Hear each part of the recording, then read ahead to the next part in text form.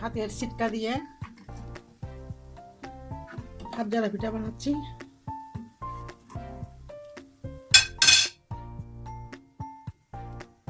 আমার হাজব্যান্ডের ফ্রেন্ডে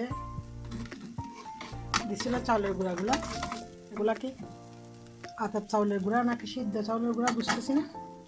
আমরা তো আতপ চাউলের গুঁড়া দিয়ে সবসময় পিঠা বানাই। এই ফার্স্ট টাইম আমি কড়াইয়ের মধ্যে পিঠা বানাচ্ছি।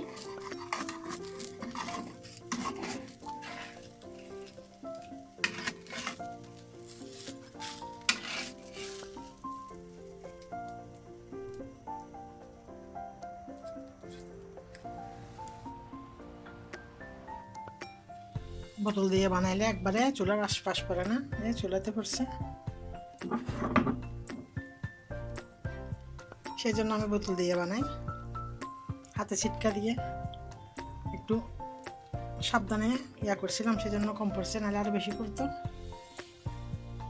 এতে সবগুলো পিঠা বানিয়ে নিচ্ছি। শীতের সন্ধ্যায় এভাবে বানিয়ে খেয়ে নিতে পারেন হাত জ্বালা পিঠা।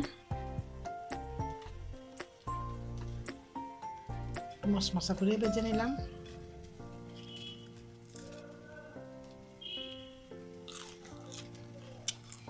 প্রতিবার দেওয়ার সময় এগুলো হাত দিয়ে নেড়ে নেড়ে দিতে হবে। ওগুলো হচ্ছে গুঁড়ি, নিচে চামচ বাঁধি যায়।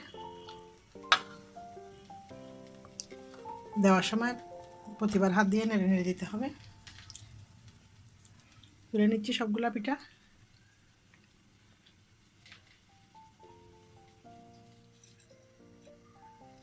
সবগুলা পিঠা এভাবে বানিয়ে নিব। হয়ে গেল ঝটপট হাত জ্বালা পিঠা, হয়ে গেল ঝটপট হাত জ্বালা পিঠা। এটা আমরা গ্রামে থাকতে এভাবে দেখছি, বা ডিস্কো দেখছি যেগুলো বলে, এগুলা আর হচ্ছে কড়াইতে বানাইতাম। এখন এই ঝামেলা কে করে, যে চুলার আশপাশ আরও একটু মুছে ফেলছি, সেজন্য আমি বোতল দিয়ে বানাই। শীতের সন্ধ্যায় ঝটপট বানিয়ে খান হাত জ্বালা পিঠা।